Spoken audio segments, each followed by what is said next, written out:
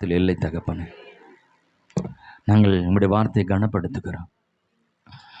எங்களோடு பேசுங்க. இயேசுவின் நாமத்தில் ஜெபங்களும் நல்ல பிதாவே, ஆமென்.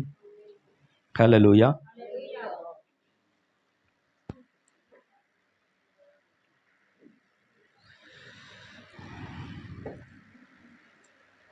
யாக்கோபு புத்தகம் நேரடியாக செய்திக்கு போடலாம். யாக்கோபு 4ஆம் அதிகாரம் 7வது வசனத்தை வாசிக்கலாம். ஆகையால் தேவனுக்கு கீழ்ப்படிந்திருங்கள், தேவனுக்கு கீழ்ப்படிந்திருங்கள், பிசாசுக்கு எதிர்த்து நில்லுங்கள், பிசாசுக்கு எதிர்த்து எதிர்த்து நில்லுங்கள், நில்லுங்கள், அப்பொழுது அவன் உங்களை விட்டு ஓடி போவான், அப்பொழுது அவன் உங்களை விட்டு ஓடி போவான். ஓடி போவான். தேவனுக்கு கீழ்ப்படினும், பிசாசுக்கு அவ்வளவுதான், அவன் ஓடி போயிடுவான். நீ ஓட்ட கூட தேவையில்லை.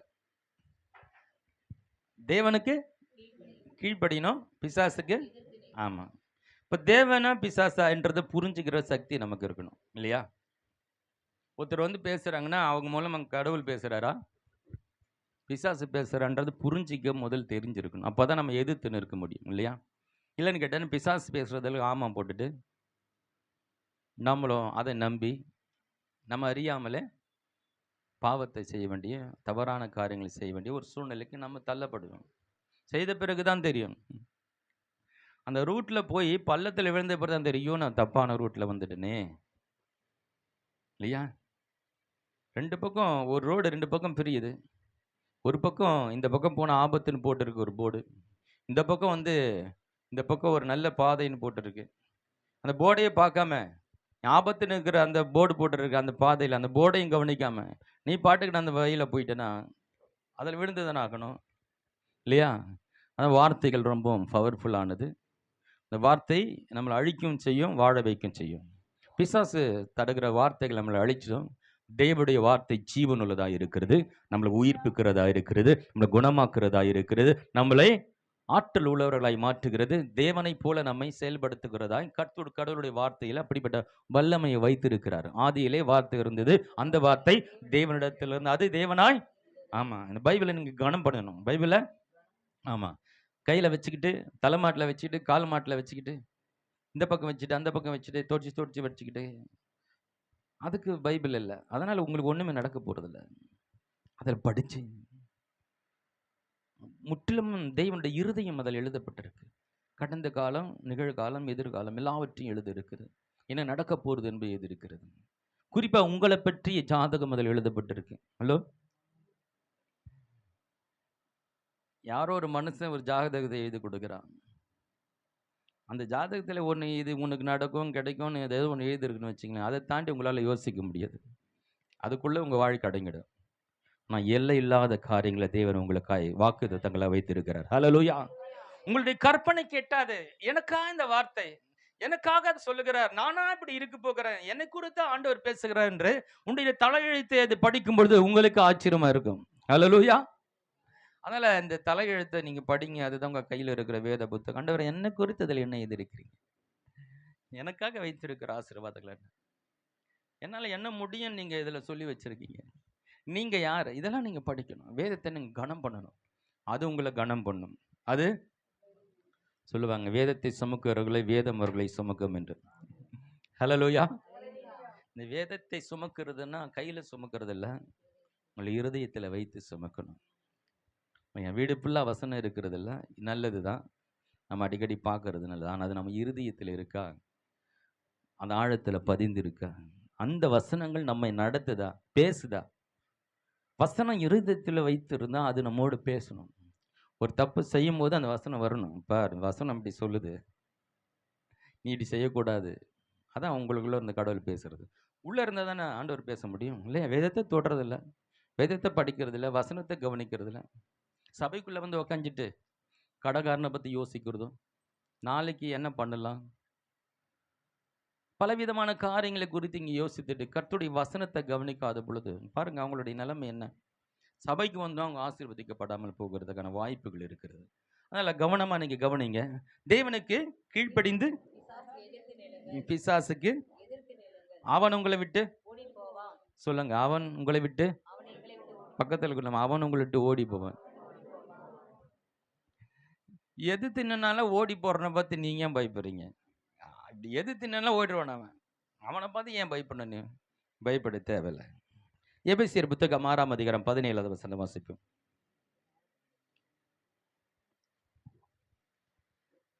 சத்தியம் என்னும் கச்சையை ஆ. உங்கள் அறையிலே கட்டினவர்களாயும் ம். நீதி என்னும் மார் கவசத்தை ம். தரித்தவர்களாயும் ம். சமாதானத்தின் சுவிசேஷத்திற்குரிய ஆயத்தை என்னும் பாதல் எபேசியர் 6:17 மட்டும் வாசிங்க. 17 இரட்சணியம் என்னும் தலை சீராவையும் ம். தேவ வசனமாகிய ஆவியின் பட்டயத்தை தேவ எடுத்துக்கொள்ளுங்கள். வசனமாக ஆவியின் பட்டயம் பட்டயம். ஒரு எதிரியே நாம் எதிர்த்து போராடுவதற்கு மிக முக்கியமான ஒரு ஆயுதம் பட்டயம், இல்லையா? பாருங்க, நமக்கு பல ஆயுதங்கள் சொல்லப்பட்டிருக்கு. அது நம்ம பாதுகாப்பின் ஆயுதங்கள். கேடயம், தலைச்சீரா, இதெல்லாம் அவன் அவன் நம் மீது எய்யும் ஆயுதங்களை தடுப்பதற்கு. இல்லை, ஹெல்மெட் எதுக்கு போடுறோம்? நம்ம காயம் பற்றக்கூடாது. மார்க் கவசம் எதுக்கு போடுறோம்? அவன் போடுற அம்பு எய்தா நம்ம மார்க்குள்ள உள்ள போயிடக்கூடாது, இல்லையா? கேடம் எதற்கு? அவன் போடுற அந்த கத்தியை நம்ம தடுப்பதற்கு. இது எல்லாமே தடுப்பு ஆயுதங்களா இருக்கிறது. ஒரே ஒரு ஆயுதம் அவனை தாக்குவதற்கு, அவனை வெட்டுவதற்கு, அழிப்பதற்கு, அவனை பயமுறுத்தக்கூடிய ஒரே ஒரு ஆயுதம்னா அதுதான் பட்டயம். அதுதான் அந்த பட்டயம் தான் உங்கள் கரங்களில் கொடுக்கப்பட்ட வேத வசனங்கள். நீங்க பைபிள் தூக்கிட்டு வரும்போது நீங்க நினைச்சீங்க பெரிய கத்தி தூக்கிட்டு வர்றீங்க. என் கையில பெரிய பவர்ஃபுல் கத்தி வச்சிருக்கிறேன் நான். ஏதோ புத்தகம் நினைக்காதீங்க. நான் கையில மிகப்பெரிய ஒரு ஆயுதத்தை கொண்டு வருகிறேன். பட்டயம். பிசாசு நடங்குறான். பிசாசு, ஆமா, மற்ற என்னுடைய போர் ஆயுதங்கள் எல்லாம் அவன் எய்யும் ஆயுதங்கள். அவன் அடிக்கிற எல்லா ஆயுதத்தையும் நம்ம தடுக்கலாம், நமக்கு பாதுகாத்து கொள்ளலாம். ஆனா அவனை பயமுறுத்துகிற ஒரே ஒரு ஆயுதம் வேத வசனம் மாத்திரமே. ஹல்லேலூயா. அதான் வேத வசனத்தை நல்லா படிச்சிருக்கணும், நல்லா படிக்கணும். இப்பெல்லாம் ரொம்ப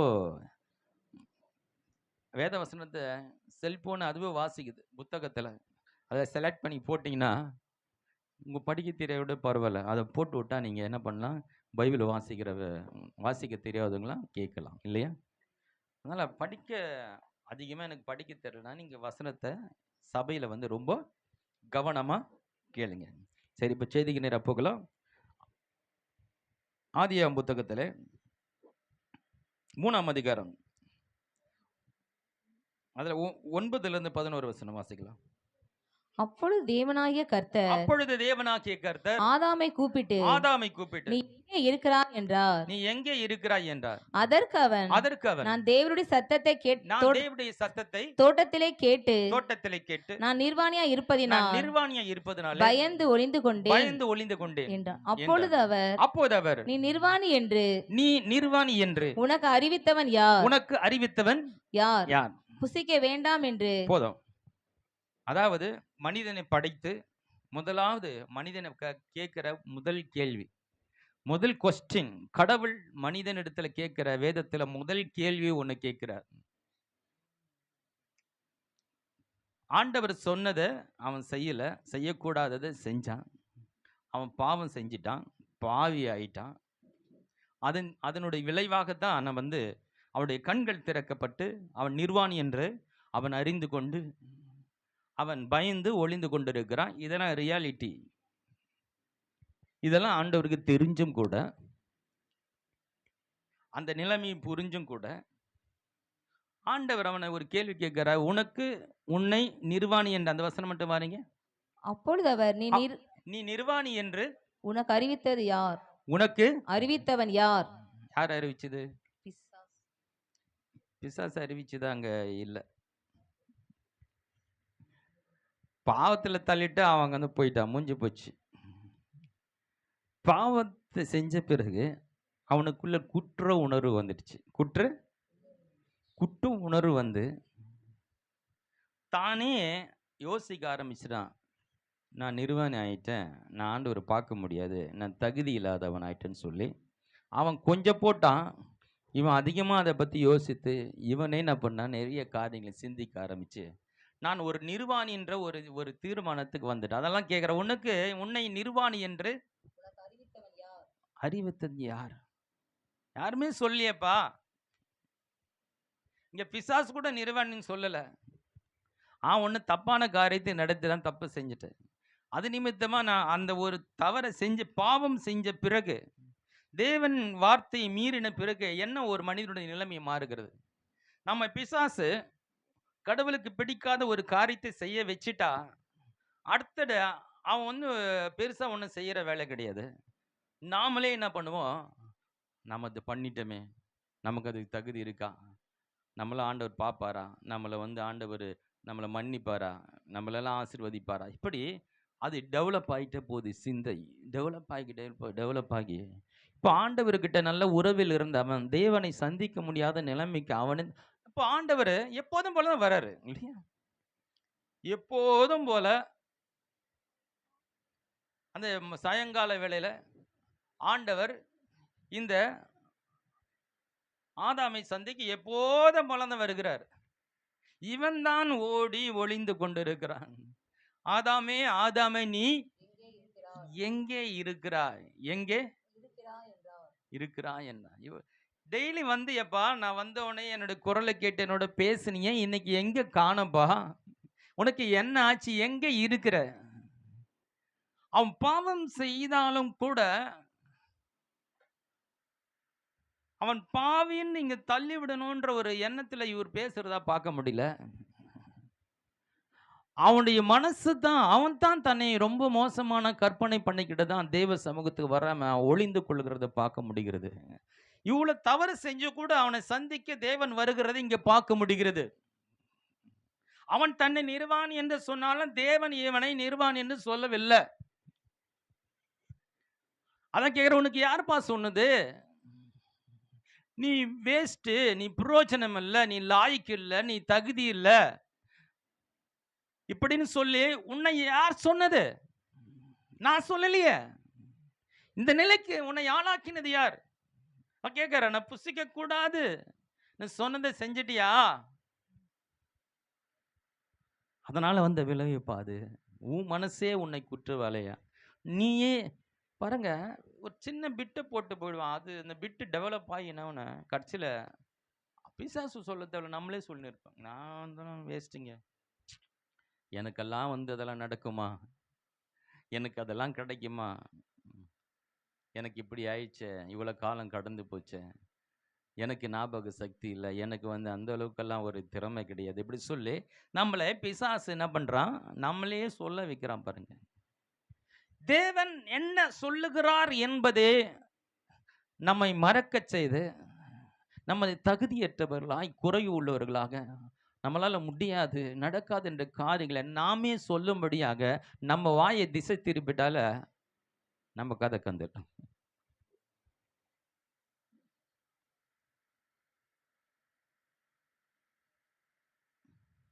இவன் என்ன சொல்லிருக்கணும், தப்பு பண்ணிட்டான், தப்பு பண்ணினா கூட நான் நிர்வாணம் இருந்தாலும் கூட தேவன் என்னை மன்னிப்பார், தேவன் என்னை ஏற்றுக்கொள்வார், நான் அவருடைய சாயலால் சிருஷ்டிக்கப்பட்டவன், நான் அவருடைய சாயலால் சிருஷ்டிக்கப்பட்டுக்கிறவன். அவன் விழுந்தாலும் கூட மறுபடியும் எழுந்திருக்க அவனால முடியும். அதனாலதான் கேட்கிறாரு, நீ இப்படியே போயிட்டியப்பா, உன்னை நிர்வாணி என்று உனக்கு அறிவித்தது யாரு? நான் உனக்கு சொல்லலையே, நான் எப்போதும் போலதான், நீ பாவம் செஞ்சிருக்கிற எனக்கு நல்லாவே தெரியும், நீ பிசாசு கூட பேசுனது தெரியும், நீ கனியை சாப்பிட்டது, மனைவி சாப்பிட்டு அதை கொடுத்த, நீ சாப்பிட்டது, இவங்களுக்கு எல்லாம் நடந்த எல்லா காரியம் எனக்கு தெரியும்.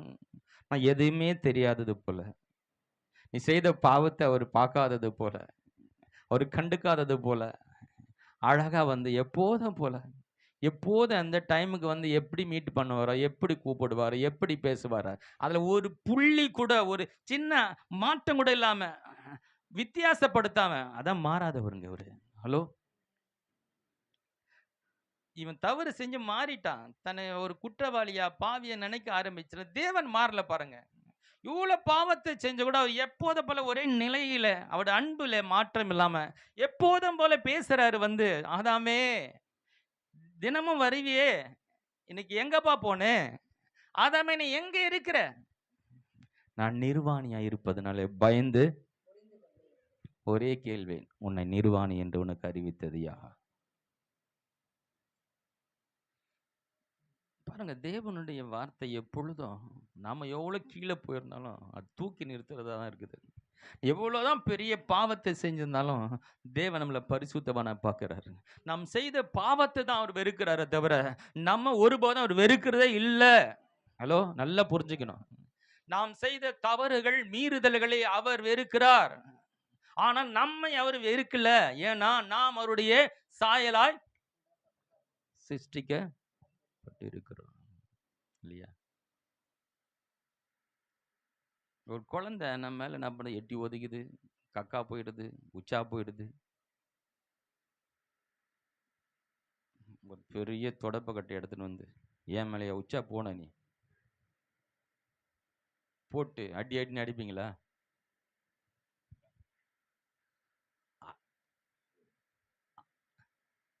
அப்படி அடிச்சாங்கன்னா அது உண்மையில பெத்த தாயை இருக்க முடியாது. 10 மாசம் காத்திருந்து என் பிள்ளை முகம் எப்படி இருக்குமா, என்ன மாதிரி இருக்குமா, அப்பா மாதிரி இருக்குமா, தாத்தா மாதிரி இருக்குமா, சிவப்பா இருக்குமா, கருப்பா இருக்குமா, பல ஏக்கங்களோடு அந்த 10 மாதம் அவங்க சுமக்கிறாங்களே, தனக்குள்ள வயிற்றுக்குள்ள இருந்து தனக்குள்ள இருந்து அந்த ஒரு ஜீவனை பெற்றெடுக்கிறாங்களே, அதெல்லாம் அற்புதமான அனுபவங்கள். அந்த குழந்தைய நேசிக்கிறாங்க. உண்மையில் அந்த குழந்தைக்கு அந்த வளர வளர தான் அதுக்கு தெரியும். நம்ம அம்மா மேலே வந்து நம்ம அது கக்கா போகிறோம், அம்மா எட்டி ஒதிக்கிறோம், இப்படிலாம் அதுக்கு தெரியாது. அப்போ இது ஒரு அம்மாவுக்கு தெரியும், குழந்தைய தெரியாது இல்லையா? அப்போ ஒரு மனிதனுடைய நிலைமையை தேவன் அறிந்து தான் ஆதாம் இப்பதான் உலகத்துக்கு வந்திருக்கிறான். அவனுக்கு ஒண்ணுமே தெரியாது, யாரோடும் பழகல, மனிதர்கள் கிடையாது, சூழ்ச்சிகள், அவனுக்கு ஒண்ணுமே தெரியாது. பாருங்க, இங்க பிசாசு வந்து தந்திரம் இல்லைன்னா அவனை வஞ்சிக்கிறத தேவன் அறிந்து இருக்கிறாரு. உன்னை வஞ்சிக்கப்பட்டதானே விழுந்து போனன்னு தெரியும். அதெல்லாம் புரிஞ்சுக்கிட்டவரு எப்போதும் போல அவன் ஒண்ணுமே செய்யாதது போல, அதை அவரு பார்க்காதது போல வந்து எப்போதும் போல அதே அன்பு, நேற்றும் இன்றும் என்றும் மாறாத தேவன். ஹல்லேலூயா. நம்ம தப்பு செஞ்சோன்னு நம்மளை குற்றப்படுத்தி நம்மளே விலகும்படி செஞ்சிருவோம். நம்மளை காயப்படுத்தி, நம்மளே குற்றப்படுத்தி, நம்மளை ஐயோ நம்ம இப்படி பண்ணிட்டோமே, ஆண்டவர் நமக்கு அதை தருவாரா, தரமாட்டாரா? இல்லை, ஆண்டவர் மாறாதவர். ஹல்லேலூயா. அவர் நல்லவர், அவர் அன்பிலே மாற்றமில்லை. எப்படி ஒரு அன்பு மனிதர் குலத்து மீது வைத்தாரோ அதே அன்பு இன்றைக்கும் இருக்கிறது. அந்த அன்பினுடைய வெளிப்பாடு, பெரிய வெளிப்பாடு தான் கல்வாரி சிலுவை. ஹல்லேலூயா. தான் மனிதர்களை நேசிக்கிறேன் என்பதற்கான மிகப்பெரிய வெளிப்பாடு தான் கல்வாரி சிலுவையில் அவர் மனிதனாக வந்து தமக்காக அவர் தன்னையே அன்பை வெளிப்படுத்தினார்.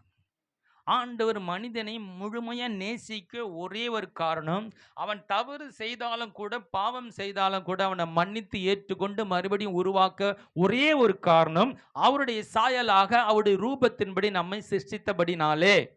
ஹலோ,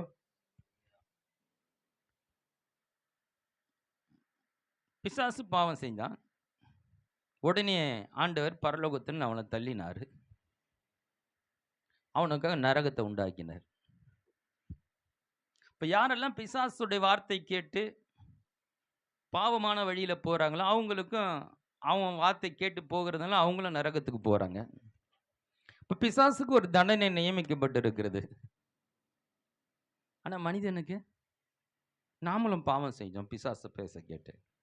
ஆனால் நம்ம எப்படி விடுவிக்கலாம், இந்த பாவ லோகத்திலிருந்து, பாவத்தில் மனிதனை சாபத்தில் எப்படி வெளியே கொண்டு வரணும் என்பதை ஆண்டவர் ஒரு பெரிய ஒரு திட்டத்தை போட்டு தானே மனிதனாக வந்து மனிதனுக்காக தன்னையே பலியாக ரத்தத்தை சிந்தி மனிதனை மீட்டெடுக்கிறார். ஹல்லேலூயா.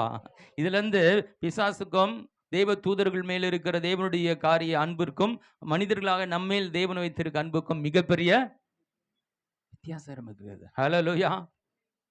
பிசாசுடைய வேலை ஏதாவது ஒன்று பண்ணி ஆண்டவரை பார்க்கக்கூடாது, அவர் சத்தத்தை கேட்கக்கூடாது, எங்காவது போய் ஒளிஞ்சிக்கிற வாழ்க்கை.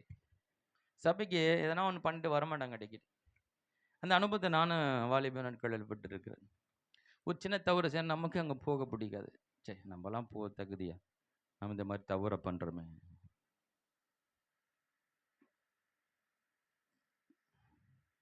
நம்ம எப்படியாவது ஒரு காரியத்தை செய்ய வச்சு நம்மளுடைய சமாதானத்தை இழக்க வச்சு நம்மளை பாவியின் ஆக்கி அவனே ஒரு முத்திரை கொடுத்து நம்மளே அது அவன் கொஞ்சம் போட்டான்னா நம்ம அதிகமாக யோசிக்க ஆரம்பிச்சிடும்.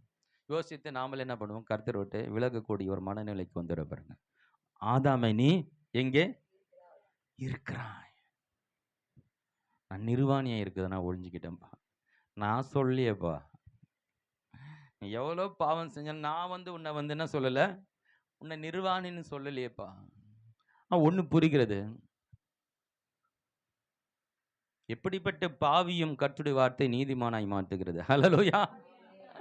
எப்படிப்பட்ட விரோதமான ஆண்டவருக்கு விரோதமான காரியங்களை செய்திருந்தாலும் அவனையும் நீதிமானாய் மாற்றுகிறது தேவனுடைய அன்பு. ஹல்லேலூயா.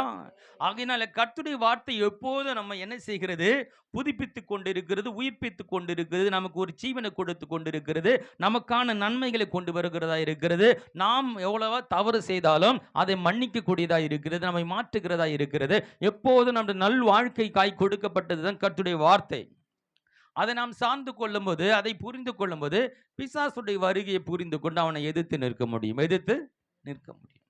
அதாவது எதிர்த்து நிற்கிறதுனா என்ன, கடவுள் சொன்னதுக்கு மாறான ஒரு ஆலோசனையோ சிந்தையோ வார்த்தையோ யாராவது சொன்னாலோ கேட்டாலோ அல்லது உங்களுக்குள்ளே சூழ்நிலை நிமித்தமாய் இப்படிப்பட்ட ஒரு சிந்தனை உருவானாலோ கர்த்தருடைய வார்த்தைக்கு எதிரான ஒரு காரியம் நம்ம கிட்ட வரும்போது நம்ம புரிஞ்சுக்கணும், நாம பிசாசுக்கு இடம் கொடுக்கிறோம். அந்த இடத்துல நாம் கர்த்தருடைய வார்த்தை என்ன பண்ணணும், நீங்கள் என்னிலும் என் வார்த்தை உங்களின் நிலைத்திருந்தால், அங்க நான் கர்த்தருடைய வார்த்தையை பிடிச்சி நிற்கணும். அங்க என்ன பண்ணும், கர்த்தருடைய வார்த்தை என்ன சொல்லுகிறது என்பதை திரும்ப திரும்ப சொல்லி, நான் இதை நம்புறேன், நான் இதுதான் எனக்கு நடக்க போகிறது, இதுதான் எனக்கு நடக்க போகிறது என்று சொல்லி அந்த வசனத்தை சொல்லி அதில் நிற்கும் போது நாம் பிசாசை எதிர்த்து நிற்கிறோம். ஹல்லேலூயா. டாக்டர் சொல்லிட்டாரு செத்துருவே, ஆண்டவர் சொல்லாரு என் தழும்புகளால. டாக்டர் சொன்னது யோசிச்சிருந்தா அவர் சொன்ன 1 மாதம் கூட தேவையில்ல, 10 நாள்ல செத்துடலாம். ஹலோ, 1 மாதம் தான் உயிரோடு இருப்பேன்னு டாக்டர் சொல்லியிருந்தா, நீ அதே யோசித்தா செத்துருவன் யோசித்தனா ஒரே நான் போயிட்டேன்னா என் பிள்ளைங்க என்ன ஆகுதும், வீடு நாகும், அது நாகும், இதாங்க யோசித்து 1 மாதத்துல 10 நாள் உயிர் போயிடும். டாக்டர் ஒரு கடவுள் அல்ல, அவர் ஒரு மனிதன். அவர் ஒரு எத்தனோ வைத்தியங்களும் எத்தனோ மருந்துகளும் இருக்கிறது இந்த உலகத்தில். ஒரு மருத்துவம் கைவிட்டால் இன்னொரு மருத்துவம் குணமாக்குது இல்லையா? இங்கிலீஷ் மெடிசன் சரியில்லைன்னா சித்தால போகிறாங்க, அங்கே நல்லா கேட்குது. சித்தால ஆயுர்வேதா போகிறாங்க, இப்படி என்னென்னமோ வருத்தங்கள் இருக்குது. இது செட் ஆகலைன்னா அது செட் ஆகலன்னா அதில் குணமாக்குறது. அப்போ ஒரு டாக்டர் நல்லா நடக்காதுன்னு சொல்லிட்டாரு, இன்னொரு வைத்தியத்தை பார்க்குற அதில் நல்லா ஆயிடுது. இப்படி பலவிதமான வைத்தியங்களும் மருத்துவர்கள் இருந்தாலும் ஒரு டாக்டர் ஒரு கடவுள் கிடையாது. ஆனால் இந்த எல்லா டாக்டர்களையும் எல்லா மருத்துவர்களையும் உண்டாக்கின ஒரு மிகப்பெரிய டாக்டர் ஒருத்தர் இருக்கிறார். ஹல்லேலூயா. மருந்து இல்லை, ஊசி இல்லை, அப்புறம் மாத்திரை கிடையாது, அப்புறமா குளுக்கோஸ் ஏற்ற மாட்டாங்க, அப்புறம் தைலெல்லாம் தேய்க்க தேவையில்லை, சாப்பாட்டுக்கு முன்னாடி சாப்பாட்டுக்கு பின்னாடி காலையில் வெறும் வயிற்றுல, இப்படியெல்லாம் பல சிஸ்டங்கள் இருக்குது. எந்த வலியும் கிடையாது, எந்த வைத்தியமும் கிடையாது, எந்த பத்தியமும் கிடையாது. கருவாடு சாப்பிடாது, மீன் சாப்பிடாது, இதுக்கு ஒத்துக்காது, அது இதுக்கு ஒத்துக்காது, எதுவுமே இல்லை. எதுவுமே வார்த்தையினாலே சுகம் கொடுக்கிறவர். ஹல்லேலூயா. ஒரு மனிதன் கடவுளுடைய வார்த்தையை கேட்க ஆரம்பித்தால அவனுக்குள்ள சுகம் வேலை செய்ய ஆரம்பிச்சிடும். சுகத்துக்கான வார்த்தையை எடுத்து அறிக்கை செய்ய ஆரம்பிக்கும் போது அவனுக்குள்ள வேலை செய்யும். இதுதான் பிசாசு நம்மளை வியாதி, சின்ன ஒரு வியாதி நம்ம பெரிய வியாதிக்காரன் மாதிரி காட்டி அதையும் யோசிக்க வச்சு நான் வியாதிக்காரன்னு சொல்ல வச்சு, அப்படி சொல்றதுனால என்ன ஆகுதுன்னா அதை நிரந்தரமாக்கிறோம். எதை நம்முடைய வாழ்க்கையில அடிக்கடி சொல்லி கொண்டு இருக்கிறோமோ அது நிரந்தரமாயிடுது. நான் நிர்வாணி நிர்வாணி நிர்வாணின்னா அதுக்கு என்னென்ன அர்த்தம்னா ஒண்ணுமே இல்லை ஒண்ணுமே இல்லை ஒண்ணுமே இல்லைன்னு அர்த்தம். ஹலோ, நிர்வாணி என்ற வார்த்தை இன்னொரு பொருள் என்னன்னா, என்கிட்ட ஒண்ணுமே இல்லை, கட்டிக்கிற துணி இல்லை, சாப்பிட்றதுக்கு சாப்பாடு இல்லை, கையில் காசு இல்லை, எனக்கு சுகம் இல்லை, எனக்கு அறிவு இல்லை, எனக்கு புத்தி இல்லை, இதுதான் நிர்வாணம். இதுதான் நான் நிர்வாணியா இருக்கிறேன்னா எதுவுமே இல்லை, எனக்கு எல்லாம் இருக்கிறது. ஹல்லேலூயா. இந்த பூமியும் அது நிறைவும் கர்த்தருடையது, இந்த வெள்ளியும் பொன்னும் கர்த்தருடையது. எத்தனையோ உயிரினங்கள் வாழ்ந்து கொண்டு இருக்கிற, எத்தனையோ ஆசீர்வாதங்களை தோண்டி எடுத்து கொண்டு இருக்கிறாங்க. பாருங்க, பூமியை தோண்ட ஆரம்பிச்சா எண்ணெயே வருது. எண்ணெய் எங்க தோண்டி எடுத்தாங்க, அவன் இன்னைக்கு பெரிய கோடீஸ்வர நாடாயிடுச்சு. அது பணக்கார நாடாயிடுச்சு. ஒவ்வொரு வளங்கள் பூமியில இருக்குது. தோண்டி புதுசா கண்டுபிடி. பூமியில வைரத்தை எடுக்கிறான், இங்க என்ன எடுக்கிறான், வெள்ளி எடுக்கிறான், பொண்ணு எடுக்கிறான். ஏன்னா நம்ம பூமிக்குள்ள புதைஞ்சு எத்தனை வாயுக்கள் இருக்குது. இதெல்லாம் இடத்தை வியாபாரமாக்கி கோடீஸ்வரனா மாறுகிறான். எவனோ ஒருத்தன் கண்டுபிடிச்சுன்னு கோடீஸ்வரன் ஆகிறான். கர்த்தருடைய பிள்ளையா? இல்ல, அவன் அறிவு வைத்து ஏதோ கண்டுபிடிச்சு பெரிய ஆள் ஆயிட்டான். அவனை காட்டிலும் இந்த பூமியை நமக்கு சொந்தமாய் தேவன் கொடுத்திருக்கிறார். ஹல்லேலூயா. நம் கர்த்தருக்கு முதலிடம் கொடுத்தார். முதலாவது தேவனுடைய ராஜ்யத்தையும் நீதியும் நீங்கள் தேடினால் இவைகள் எல்லாம் உங்களுக்கு கொடுக்கப்படும். அஞ்சானைகள் அதற்காய் பிரயாசப்பட்டு எப்படியாவது கண்டுபிடிச்சு பணக்கார ஆயிரம் சொல்லி அப்படி எப்படி ஓடி ஏதோ பண்ணிட்டு இருக்கிறாங்க. ஆனா எல்லாவற்றையும் படைத்த ஒரு தேவனை நாம் பிடித்துக் கொள்கிறோம். ஹல்லேலூயா. அவரை தொழுது கொள்ளும் பொழுது, அவரை ஆராதிக்கும் போது, அவருக்கு முக்கியத்துவம் கொடுக்கும் போது பூமியில் உள்ள ஆசீர்வாதங்கள் எல்லாம் நம்மை தேடி வருகிறது. ஹல்லேலூயா. நாம் அவரை கனம் பண்ணுகிறோம். இந்த பூமியில் உள்ள எல்லா ஆசீர்வாதங்களும் அது நம்மை கனம் பண்ணி நம்மை தேடி வருகிறது. இந்த ரகசியம் புரிஞ்சிச்சுன்னு வச்சுங்களேன், ஆண்டவர் விட மாட்டீங்க. ஹல்லேலூயா. சரியா தூக்கம் வராது. எப்படா சமயம் கிடைக்கும் ஜெபிக்கலாம், எப்போ பைபிளை படிக்கலாம். இதுதான் என் வாழ்க்கைய, இதுதான் என் எதிர்காலம், இதுலதான் எனக்கு பெரிய லக் அடிக்க போகுது. ஹல்லேலூயா. ஆச்சரியமா இருக்கும். நான் எப்படி இந்த பிள்ளைக்கு உயர்ந்து வந்தேன்னு தெரியாது. ஆச்சரியமா இருக்கும். கர்த்தர் உங்களை அப்படியே உயர்த்துவார். ஹல்லேலூயா. நான் ஒன்றும் பெருசா பிரயாசப்படலையே, நான் இதுக்காக நம்ம ரொம்ப கஷ்டப்பட்டு நான் பெருசா பண்ணி இந்த மேலே வரல. எப்படி வந்தேன் தெரியல. எத்தனை ஆசீர்வாதம் இன்னைக்கு சொந்தக்காரனா இருக்கேன்னு. எப்படி? கர்த்தருக்கு முதலிடம். கர்த்தருக்கு. அப்போ கர்த்தர் கர்த்தருடைய வார்த்தை எப்பொழுதும் நம்ம என்ன பண்ணுகிறது, அது பாசிட்டிவ் வைப்ரேஷன் சொல்லுவாங்க. எப்போதும் நமக்கு நன்மையை கொடுக்கிறதா தான் இருக்குது தவிர அது தீமையை கொடுக்கறது இல்லை. இப்போ தீமை வருகிறது போல ஒரு பயமோ கலக்கமோ வருகிறது போல வார்த்தையோ சிந்தனையோ வரும்போது அது என்ன நடக்கிறது, அது கர்த்தருடைய வார்த்தை இல்லைன்றது புரிஞ்சிக்க தெரிஞ்சிருக்கணும். அதை எதிர்த்து நிற்கணும். ஹல்லேலூயா. அதை எதிர்த்து நிற்க ஒரு பெரிய காரியம் என்னன்னா கர்த்தருடைய வசனம் தான். அப்போ வசனங்களை நீங்க என்ன பண்ணணும், எதுக்கு நோய்க்கான வசனம் என்ன, என்னுடைய செழிப்புக்கான வசனம் என்ன, என்னுடைய ஞானத்துக்கான வசனம் என்ன, என்னுடைய பலத்துக்கான வசனம் என்ன, என் அறிவுக்கான வசனம் என்ன என்று நீங்க மனப்பாடம் பண்ணி இதயத்தை நிரப்பி வச்சு சொல்லி சொல்லி அதை நீங்க என்ன பண்ணணும், உங்களுக்குள்ள கொண்டு வரணும். ஹல்லேலூயா. உங்களுக்கு அறிவு இல்லையா, கிறிஸ்துவுக்குள் நான் புத்திசாலி என்ற தினமே ஏந்து சொல்லி பாருங்க. கிறிஸ்துவுக்குள் நான் ஆசீர்வதிக்கப்பட்டவன், எனக்கு ஒரு குறைவும் இல்லை என்று காலையில் எழுந்து சொல்லி பாருங்க. அதுவே உங்கள் வாழ்க்கையாய் மாறிடும். ஹல்லேலூயா.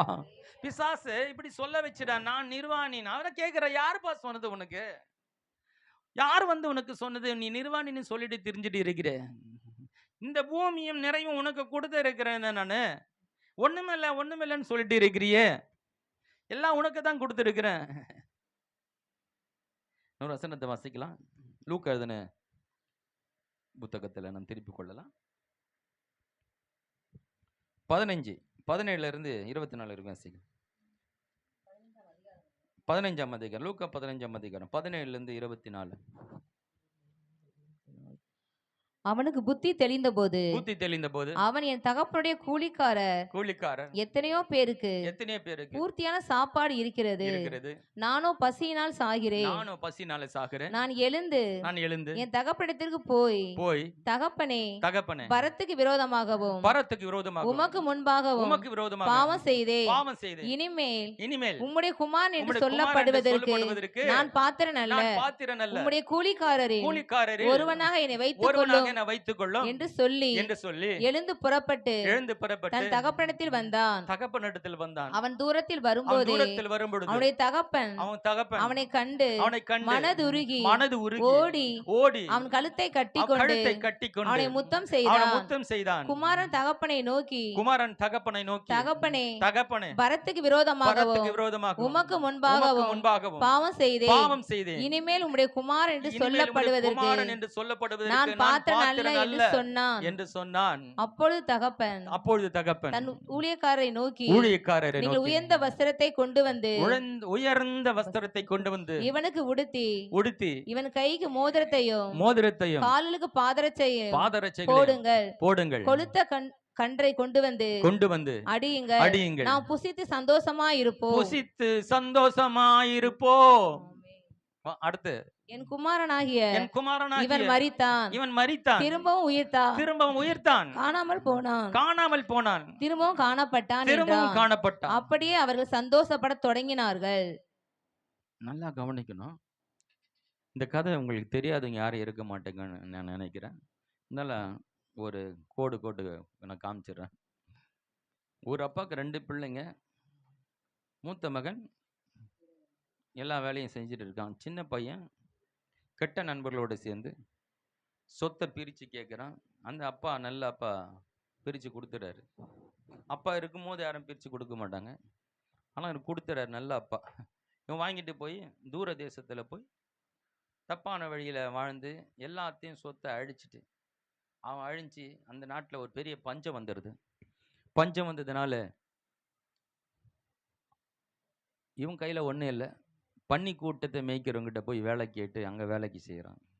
அவனுக்கு சாப்பாடு பன்னிக்கு சாப்பிட்ற தவிட்டு சாப்பிடணும். சாப்பிட முடியுமா மனுஷன்? கஷ்டம்.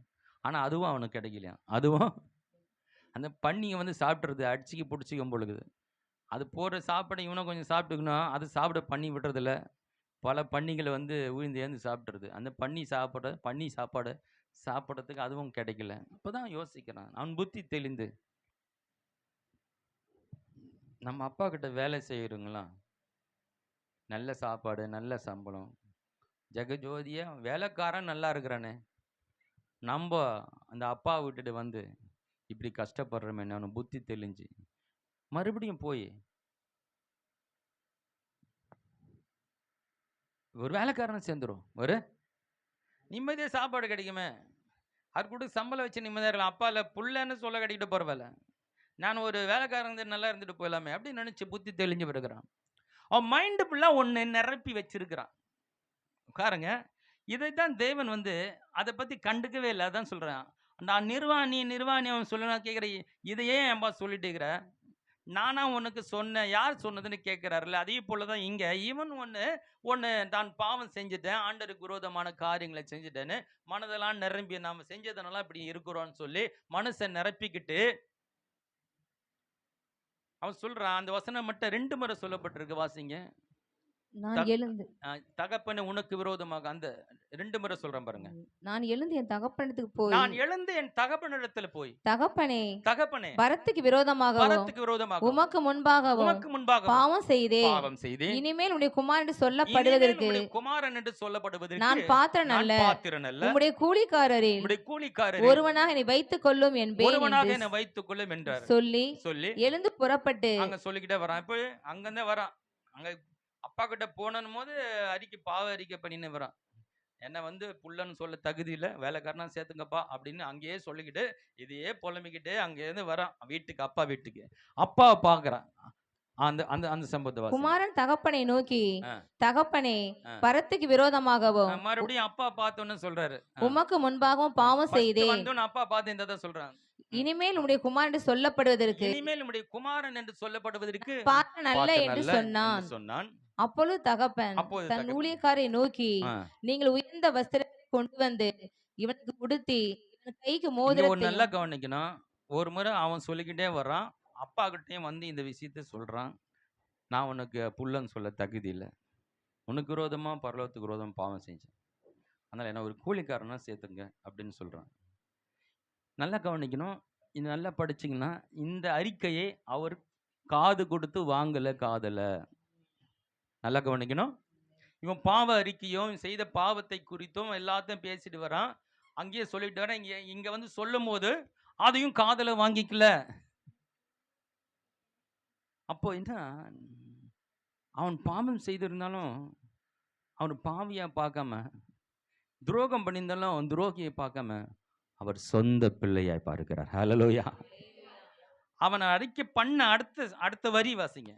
அப்பொழுது தகப்பன் தன் ஊழியக்காரை நோக்கி, இந்த அறிக்கை பண்ணிட்டான். அடுத்த ஸ்டெப் அப்பா என்ன பண்றாரு? தகப்பன் தன் ஊழியக்காரை நோக்கி, நீங்கள் உயர்ந்த வஸ்திரத்தை கொண்டு வந்து. அத காதல வாங்கிக்கல. பையன் வந்த உடனே அவன் சொல்லி முடிச்சோன்னா அது ஒரு பெருட்டாவும் எடுத்துக்கல. அது அது தேவையில்லை, அது கண்டுக்கவே இல்லை, கேட்கவும் இல்லை, அது முக்கியத்துவம் கொடுக்கவில்லை. அந்த அறிக்கையை தான் ஒரு பாவி தப்பு செஞ்சேன்றதெல்லாம் பற்றி பேசவில்லை. நீ வந்துட்டியா, அடுத்து என்ன சொல்றாரு? உயர்ந்த வஸ்திரத்தை கொண்டு வந்து. நீங்க பாவின்னு சொல்லும் போது இல்லை, நான் உனக்கு உயர்ந்த வஸ்திரம் வச்சுக்கிறேன்பா. ஹல்லேலூயா. நீ மோசமானவன் நீ வந்து நீ சொல்லிட்டு இருக்கிறியப்பா. இவ்வளோ நாள் நீ ஏன்பா இருந்த? என்கிட்ட எப்போ வந்திருக்கலாம்? இந்த வாழ்க்கை உனக்காக நான் வச்சு காத்து கொண்டிருக்கேன். அவன் தூரத்தில் வருவதை கண்டு. அப்படியே என்ன அர்த்தம்? நீ போன, அழிச்ச, எல்லாம் பண்ண, உன்னால வாழ முடியாது எனக்கு தெரியும். ஆனா உன்னை வருகைக்கு நான் காத்து கொண்டு இருக்கிறேன். ஹல்லேலூயா. நீ எப்படி என்னுடைய மகனாய் போனியோ அதே மகனா ஏற்றுக்கொள்ள தயாரா இருக்கிறேன்.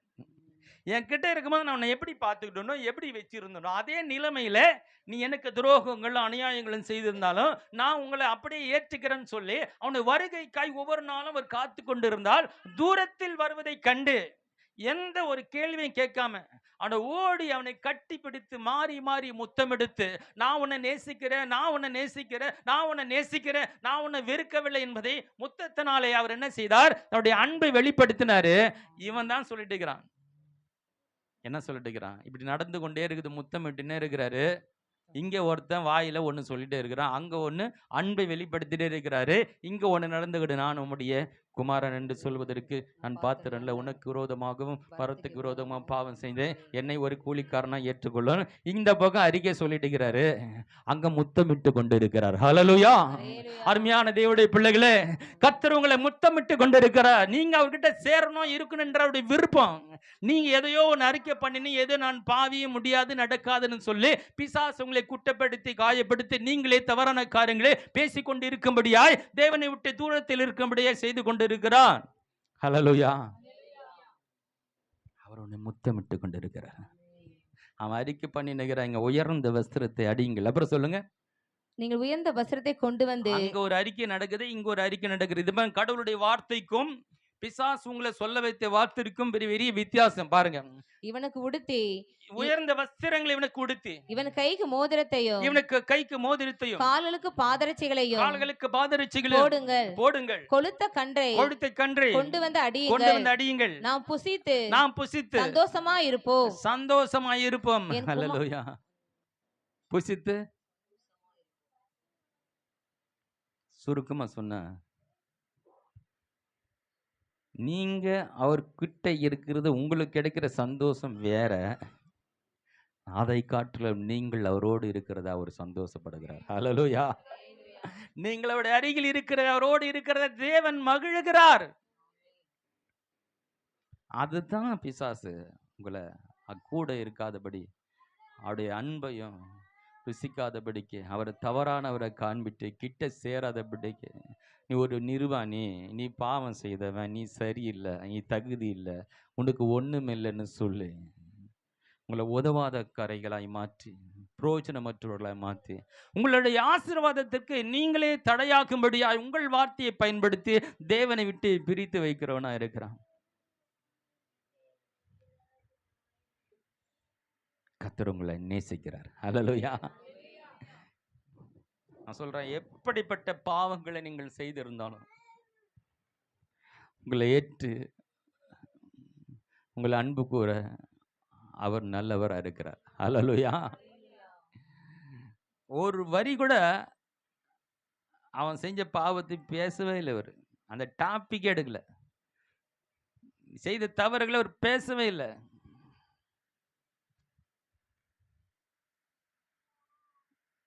காரணம், இவ்வளவு நாள் என் மகனை நான் பிரிஞ்சிருந்தேன், என் மகன் என்னோட வந்துட்டான். ஹல்லேலூயா. அவருக்கு அதுதான் பெரிய சந்தோஷமா தெரியுது. நீ செய்த தவறுகள் காரியங்கள் எல்லாம் அவருக்கு பெருசா தெரியல, என்கிட்ட வந்துட்டா போதும். ஏன் அவர் அப்படி சந்தோஷப்படுறாரு? இவ்வளவு பாவங்களும் தவறுகளும் செய்த ஒரு மனிதனை பத்தி பேசாம அவன் கிட்ட வரத வச்சு ஏன் சந்தோஷப்படுறேன்னா, ஒரே ஒரு காரணம் தான், என் கருத்துக்குள்ள வந்துட்டல, என்னுடைய கண்ட்ரோல்ல வந்துட்டுத, உன்னை மாத்துறது எனக்கு ரொம்ப ஈஸி. ஹல்லேலூயா. உன்னை உயர்த்துறது எனக்கு ரொம்ப ஈஸி, உன்னை பரிசுத்தமாக்குறது ரொம்ப ஈஸி. என் கிட்ட இல்லாத போது நான் உன்னை ஒன்றும் பண்ண முடியாது. அதுதான் நீ பாவத்தில் விழ காரணம். என்னுடைய அருகில் வந்துட்டல, என் கைக்குள்ள வந்துட்டல, உன்னை ஆசீர்வதிக்கிறதோ மாத்துறதோ உயர்த்துறதோ உன்னை என்ன அவர் விருப்பம்படி உன்னை உருவாக்குறது அவருக்கு ரொம்ப ஈஸி. அதனால தான் வந்துட்டல பெரிய சந்தோஷப்பட்டுக்கிறாங்க. அல்லேலூயா. இன்னொரு மனுஷனை காட்டுறவங்களுக்கு நியாயாதிபதிகள் புத்தகம் 6ஆம் அதிகாரத்துல 12ஆம் வசனத்திலிருந்து 17ஆம் வசனத்தை வாசிப்போம். கர்த்தருடைய தூதனானவர் அவனுக்கு தரிசனமாகி, பராக்கிரமசாலியே, கர்த்தர் உன்னுடனே இருக்கிறார் என்றார். அப்பொழுது கிதியோன் அவரை நோக்கி, என் ஆண்டவனே, கர்த்தர் எங்களோடு இருந்தால் இவையெல்லாம் எங்களுக்கு நேரிடுவானேன்? கர்த்தர் எங்களை எகிப்திலிருந்து கொண்டு வரவில்லையா என்று எங்கள் பிதாக்கள் எங்களுக்கு விவரித்து சொன்ன அவருடைய அற்புதங்கள் எல்லாம் எங்கே? இப்பொழுது கர்த்தர் எங்களை கைவிட்டு மீதியானர் கையில் எங்களை ஒப்பு கொடுத்தாரே என்றான். அப்பொழுது கர்த்தர் அவனை நோக்கி பார்த்து, உனக்கு இருக்கிற இந்த பலத்தோட போ, நீ இஸ்ரவேலை மீதியானை கைக்கு நீங்களாக்கி ரட்சிப்பாய், உன்னை அனுப்புகிறவர் நான் அல்லவா என்றார். அதற்கு அவன், என் ஆண்டவரே, நான் இஸ்ரவேலை எதனாலே ரட்சிப்பேன்?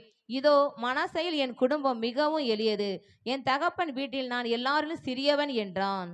பாருங்க, கடவுளுடைய பார்வையிலும் ஒரு மனிதனை தேவன் எப்படி பார்க்கிறார், மனிதன் தன்னை எப்படி பார்க்கிறான், இதுதான் நம்முடைய வாழ்க்கைக்கு தடையா இருக்கிற காரியங்கள்.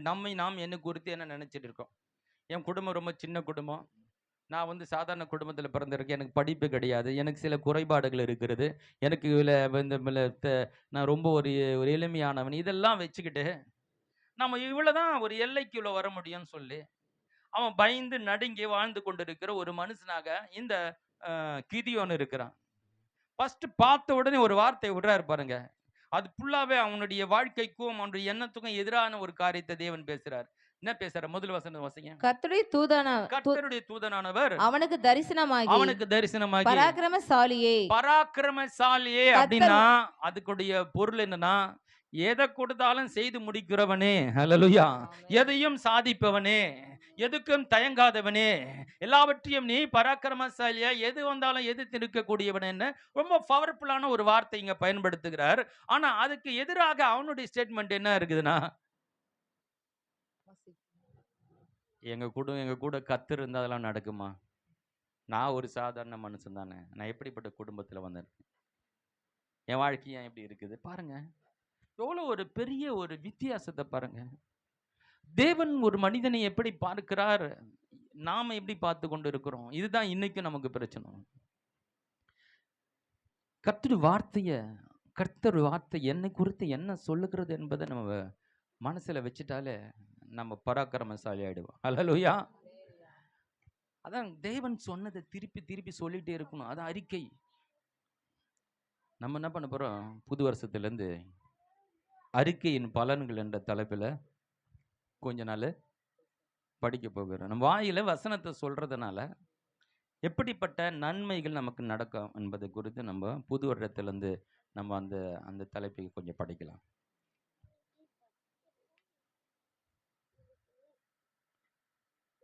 கடவுள் நம்மை குறித்து என்ன நினைச்சு என்ன சொல்றாரு அதை எடுத்து நம்ம வாயில வச்சு சொல்லணுங்க. இதுதாங்க பிசாசை எதிர்க்கிற மிக எளிதான வழி.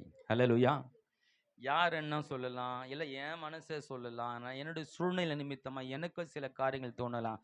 ஆமாம், நானும் இத்தனை வருஷம் கடந்து வந்துட்டேன், நானும் பல முயற்சிகள் எடுத்துட்டேன், நானும் ட்ரை பண்ணிட்டேன், இதுவரையிலும் என்னால் முடியல, எனக்கு நடக்கலை, எனக்கே தெரியுது இனிமேல் என் வாழ்க்கையில் இது நடக்காது, கிடைக்காது, பண்ண முடியாது என்றால் என்னுடைய அறிவை எனக்கு சொல்லலாம். அதை தான் ஆண்டவர் சொல்றார். உனக்கு இப்படி சொன்னது யார்? ஹல்லேலூயா.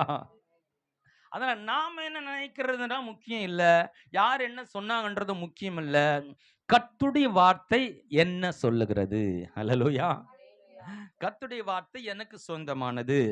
எப்போது ஆண்டவராக இயேசு கிறிஸ்துவை சொந்த இரட்சகராக ஏற்றுக்கொண்டேனோ, அவர் எனக்காய் ரத்தம் சிந்தி மரித்தார் என்பதை விசுவாசித்தேனோ, அவருடைய மரணத்தை என்றைக்கு நான் அறிக்கை செய்தனோ அன்னைக்கே ரட்சிக்கப்பட்டேன். அவருடைய நாமத்தின் மீது விசுவாசம் உள்ளவனாய் அவரை ஏற்றுக்கொண்டபடினால அவருடைய பிள்ளைகளாக நான் மாறிவிட்டேன்.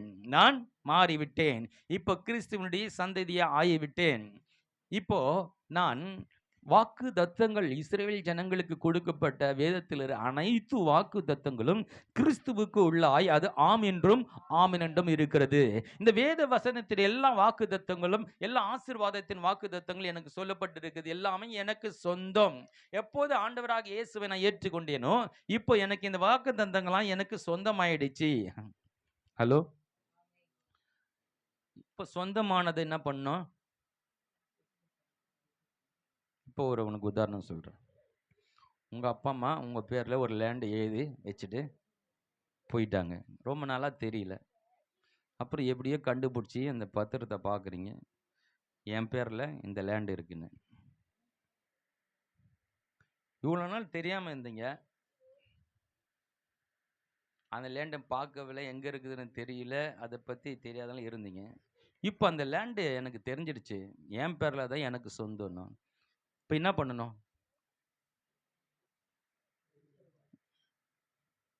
யார் அந்த லேண்டில் இருக்கிறாங்க பார்க்கணும். முதல்ல அவங்கள காலி பண்ணணும். அவங்கள காலி பண்ணேன்னா இது எனக்கு சொந்தமானது, சட்ட ரீதியாக எனக்கு எழுதி கொடுக்கப்பட்டு இருக்கிறது. அப்போது அங்கே இருக்கிற சட்ட ரீதியாக நம்மளால் வெளியேற்ற முடியும் இல்லையா? சட்ட ரீதியாக அவங்க மேலே ஆக்ஷன் பண்ணி இது எனக்கு சொந்தம், இந்த இடத்துக்கு காலி பண்ண நம்மளால் பண்ண முடியும் இல்லையா? அதுக்கு முறையான ஆக்ஷன் இருக்கு இல்லையா? அப்போ சட்ட ரீதியாக நம்ம இதை என்ன பண்ண முடியும்? சொந்தமாக்கி கொள்ள முடியும் இல்லையா? அதே போல தான் கர்த்தருடைய வாக்குத்தத்தம் நமக்கு கொடுக்கப்பட்ட ஒரு உயில் போல இருக்கிறது, ஒரு பத்திரம் போல இருக்கிறது. நமக்காக கொடுக்கப்பட்ட ஆசீர்வாத பத்திரம், இது உனக்கு சொந்தம், தேவன் எழுதி கொடுத்த பத்திரம். இந்த பத்திரத்தை என்ன பண்ணும்? பிசாசு என்ன பண்ணுகிறான்? அதை அவன் வைத்து கொண்டு இருக்கிறான். அவன் கரத்துல இருந்து பிடுங்கணும்னா இந்த சட்டத்தை, சட்ட புத்தகமாக்கி இந்த வேத வசனத்தை, இந்த வசனம் எனக்கு சொல்லுகிறது என்பது சொந்தமாக இருக்கிறது என்பதை நம்ம அறிக்கை பண்ணி அதை பெற்றுக்கொள்ளணும். அதை சொல்ல சொல்ல அதை விட்டுட்டு ஓடிடுவான். அல்லேலூயா. இப்ப ஆவிக்கிற ரீதியில நம்ம போய் போலீஸ் ஸ்டேஷன்ல எல்லாம் இந்த பூமியும் இந்த வானமும் எனக்கு சொந்தம்ட்டாரு. உடனே போலீஸ் ஸ்டேஷன்ல கம்ப்ளைண்ட் கொடுத்து, ஐயோ எங்க கர்த்தர் எங்களுக்கு சொந்தமாகிற இந்த கன்னியாபுர கிரவுண்டு எங்க பேர மேல எழுதி கொடுன்னா நம்மளை பிடிச்சி உள்ள போட்டுடுவான். நம்மளை பிடிச்சி ஆவிக்கிற ரீதியில நமக்கு இந்த பூமி சொந்தமானது தான். ஆனால் அது ஆவிக்கிற ரீதியில நாம் பெற்றுக்கொள்ள ஒரே வழி, கர்த்தருடைய வார்த்தையை சொல்லி அதை உரிமை என்பதை திரும்ப திரும்ப சொல்லும் பொழுது அந்த மேலே ஒரு நம்பிக்கை வருது. ஒரு காரியத்தை நம்ம திரும்ப திரும்ப சொல்லுவது மூலமாய் சொல்லப்பட்ட அந்த காரியத்தை நம்ம என்ன பண்றோம்? உறுதியா நம்பக்கூடியவர்களாக மாறுகிறோம். அந்த நம்பிக்கை வரும்போது நமக்கு விசுவாசமாய் மாறுகிறது. ஒரு உறுதி வரும்பொழுது அது உறுதி விசுவாசமாய் மாறுகிறது. எதை நாம் சொல்லி அதை விசுவாசிக்கிறோமோ அது நமக்கு தேவ மகிமை கொண்டு வருகிற ஆசீர்வாதமாய் மாறுகிறது. இந்த ரகசியத்தை நம்ம புரிந்து கொள்ள வேண்டும். நாம் எது ஏன் இன்னும் சொந்தமாக்காம இருக்கிறோம்? ஒரு அருமையான ஒருத்தர் சாட்சி கொடுத்தார், தேவ மனிதன். இது சொல்லிட்டு முடிக்கிறேன். அவருக்கு கார் வாங்கணும்னு ஆசை. அவருக்கு கார் வாங்கணும்னு ஆசை. அவர் கார் வாங்குறதுக்கு சாப்பிட்ற டைனிங் டேபிள் அந்த ஒரு காரு, என்ன காரை வாங்கினா அந்த கார் படம் வச்சுட்டாரு. கார், ஆமாம், வெளியே போகும்போது வாசலில் தெரியுற மாதிரி ஒரு படம் வச்சுட்டாரு. அவர் எங்கெங்கே உட்காராரு, எடுங்க படுப்பாரு, அங்கங்கே என்ன பண்ணார்? ஒரு கார் போட்டோ ஒட்டிட்டு, ஆண்டவரே இந்த கார் எனக்கு சொந்தமாயிடுச்சு, இந்த காரை கொடுத்ததுக்கு நன்றி. இது ரொம்ப கஷ்டமா உங்களுக்கு செய்யறதுக்கு? லோனை போட்டு அங்கே ஒரு ஆஃபீஸில் சுற்றி இன்னைக்கு வா நாளைக்கு வான்னு அதை வாங்கிட்டு அவன் வட்டியை போட்டு பிடிங்கி அழிஞ்சி இல்லையா? எவ்வளோ கஷ்டம். ஒரு போட்டோ வச்சுட்டு, ஆண்டவரே நீர் எனக்கு கொடுத்தீங்க, இது எனக்கு சொந்தமானதுக்கு நன்றி அப்படின்னு சொல்கிறது ரொம்ப கஷ்டமா? இல்லை. ஆனால் அவர் செஞ்சார். பாருங்க, அவருக்கு காரு தேவை. என்ன கார் தேவை? இன்னோவா காரு தேவை. இன்னோவா காரு போட்டு அவர் உட்காரத்துல, ஆண்டவரே அது எதை பார்க்கும்போது உடனே ஆண்டவரே நீ கொடுத்ததுக்கு நன்றி சொல்லினே வந்தார். கார் பம்பர் வர வாங்கி வச்சிட்டார். காரை வாங்கலை, கையில் காசும் இல்லை. காருக்கு முன்னாடி மாற்ற போய் கார் இதில் போய் பம்பரை வாங்கி வந்து வச்சுட்டாரு. ஆனால் காருக்கு என்ன பண்ணிக்கிறாரு? ஆண்டவரை நீ கொடுத்துரு, நன்றியப்பா, இந்த காரை நன்றின்னு சொல்லி அறிக்கை பண்ண ஆரம்பிச்சிட்டாரு. அவர் ஒரு டான்ஸ் போட்டியில் கலந்துட்டார். டான்ஸ் போட்டியில் கலந்துட்டார். டான்ஸில் ஃபஸ்ட்டு வந்துட்டார். அவருக்கு அந்த கார் இந்த காரு என்னென்னமோ காரெல்லாம் கட்சியில் அப்படி போய் இப்படி போய் என்னாச்சு, கட்சியில் அவர் என்ன ஜெபம் பண்ணாரோ அந்த கார் அவருக்கு பரிசா கிடைச்சது. ஹலோ, அதாவது எப்படி செய்வார், எப்படி எந்த எந்த வழியில வர நாம யோசிக்க தேவையில்லை. ஆனால் நீ விசுவாசித்தால் தேவனுடைய மகிமையை காண்பாய். காற்றையும் காண மாட்டீர்கள், நீங்கள் மழையும் காண மாட்டீர்கள். இந்த பக்கம் வருமா அந்த பக்கம் வருமா, ஓ வானம் கிளியரா இருக்குது, மழை வராது நீங்க நினைக்காதீங்க. காற்றையும் காண மாட்டீங்க, மழையும் காண மாட்டீங்க, ஆனால் உங்களுடைய பள்ளங்கள் நிரப்ப அவர் வல்லவரா இருக்கிறார். ஹல்லேலூயா. எந்த வகையில நீங்கள் கேட்டதை அவருக்கு கொடுக்க முடியும் அவருக்கு தெரியும். இப்படிதான் வரணும் எதிர்பார்த்தா அப்படி வராது. அப்படி அதனால நாம் விசுவாசித்து அறிக்கை செய்வோம், கர்த்தர் செய்ய போகிறார். ஹல்லேலூயா. அது அவருக்கு அற்ப காரியம். அது அவருக்கு ஆமா, ஆண்டவரே நாங்க வயசாகி இருக்கிறோமே, தேவதூதன் வந்து பேசுறார், அவனுக்கு ஒரு குமாரன் கொடுக்க போகிறான், அவன் வந்து கர்த்தருக்கு வழி ஆயத்தப்படுத்தும். அப்படி யோவானை பத்தி பெரிய அவங்களுடைய சரித்திரத்தை சொல்லிடுகிறான் தேவதூதன் வந்து. அந்த காதலை இவன் வாங்கிக்கல. நாங்கள் வயதானவர்களா இருக்கிறோம், இங்க நாங்க கிழவனா இருக்கிறோம், கிழவியா இருக்கிறோம். இவன் தான் ஜெபம் பண்ணான் பிள்ளை வேணும்னு. அதே மறந்து போய் வயசாகி தாத்தாவாகி அதையே கதையை விட்டுட்டு அவ்வளோதான் கதை முடிஞ்சிச்சு, இனிமேல் நமக்கு நடக்காதுன்னு மறந்தே போயிட்டான். இப்போ தேவ தூதன் வந்து பேசுகிறான், உனக்கு ஒரு குழந்தை பிறக்க போகுது, அவனுக்கு யோவான பேரு, அப்படி இப்படின்னு அவனை பற்றிலாம் சொல்லி இவன் அது காதில் வாங்கல. இவனுடைய மைண்டில் பதிஞ்சிருக்குது ஒன்று, எனக்கு வயசாயிடுச்சு, நான் கிழவன் ஆயிட்டேன், மனைவி கிழவை ஆயிட்டான், எங்களால் வியந்துக்க முடியல, உட்கார முடியல, நாங்கள் ஒரு வாழ்க்கை வாழ்ந்து கொண்டு இருக்கிறோம், இப்போ வந்து இதெல்லாம் நடக்கிற கதையை பேசுறலாம். என்ன பண்ணாரு, வாயை மூடு பண்ணிட்டார், வாயை மூடி ஊமையாக்கிட்டார். சிலர் பேர் சில நேரத்தில் ஊமையாக்க வேண்டியது, அவங்க பேசாமல் இருந்தாலும் நல்லதெல்லாம் நடக்கும். வாயத்தந்து பேசுறதுனாலே பல பிரச்சனை வந்துடும். சில நேரத்தில் ஊமையாயிடுங்க. ஹலோ, உங்களால் நல்லதை விசுவாசத்தை பேச முடியல, அமைதியாயிடுங்க. நீங்கள் தேவ பார்வையிலே ஞானிகள் என்று வேதம் சொல்லுது. ஹல்லேலூயா. உங்களால் நல்லதை பேச முடியல, கோவமா வருது, திட்டின வாய் அப்படியே மூடி அமைதியாயிடுங்க. ஒருத்தரை சாப விடணும் போல இருக்குது, அப்படியே அமைதியாயிடுங்க. பார்க்குறத பார்த்தா ஏதோ நடக்கிற மாதிரி தெரியல, அதை பேசிடாதீங்க. நடக்காதப்பா கிடைக்காதப்பான்னு பேசிடாதீங்க, அப்படியே அமைதியாயிடுங்க. சில நேரத்தில் ஊமையாயிடுங்க. உங்களால் நல்லதை பேச முடியலாம், அமைதியாயிடுங்க. பேசுனா விசுவாசத்தோட பேசுங்க. ஹல்லேலூயா. உங்களால் பேச முடிஞ்சா ஒரு வல்லமையான வார்த்தை பயன்படுத்திங்க, பவர்ஃபுல் வேர்டை பயன்படுத்திங்க, கர்த்தர் செய்வார். ஹல்லேலூயா. என்னால செய்து முடிக்க முடியும், ஏன்னா கர்த்தர் என்னோடு இருக்கிறார். பராக்கிரமசாலியே, உனக்கு இருக்கிற இந்த பலத்தோட போ, நீ வெற்றி பெறுவாய். ஹல்லேலூயா. அவனுக்கு என்ன பலனை இல்லையா, அவன் தான் சொல்ல, நான் இந்த இப்படி இருக்கேன் அப்படி இருக்க பயந்து போயிருக்கேன். உனக்குள்ள ஒரு பலன் இருக்கிறது. ஹல்லேலூயா. நான் சொன்னதெல்லாம் நீ போற, அதுதான் உன் பலன். ஹல்லேலூயா. நான் சொல்லி என் வார்த்தையை நம்பி போறல, அதுதான் உன்னுடைய பலன். எப்ப என் வார்த்தையை நம்புறியோ அதுதான் உன்னுடைய சக்தி, பவர், அதனுடைய எதிர்காலம். ஹல்லேலூயா. கண்களை மூடுவா.